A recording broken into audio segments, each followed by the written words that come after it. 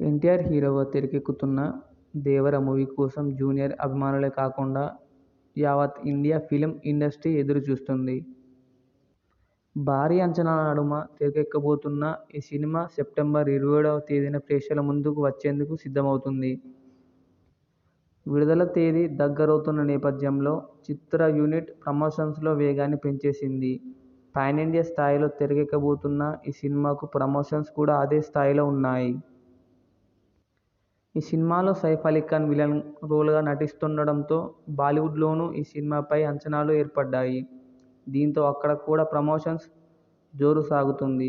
ఈ నేపథ్యంలో సినిమా విడుదల తేదీ దగ్గరపడుతున్న నేపథ్యంలో ఈ చిత్ర యూనిట్ సినిమా ట్రైలర్ విడుదల చేసింది. 2 నిమిషాల 40 సెకన్ల వీడియో సినిమాపై ఒక్కసారిగా అంచనాలను పెంచేసింది.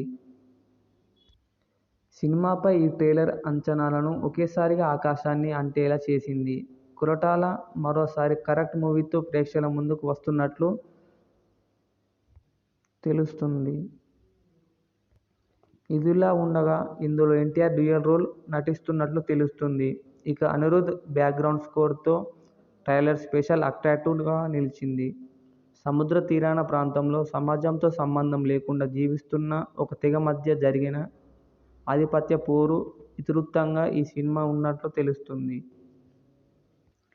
ఇక ఈ చిత్రాన్ని కొరటాల శివ 2 పార్టులుగా తెరకెక్కిస్తున్నట్లు తెలుస్తోంది.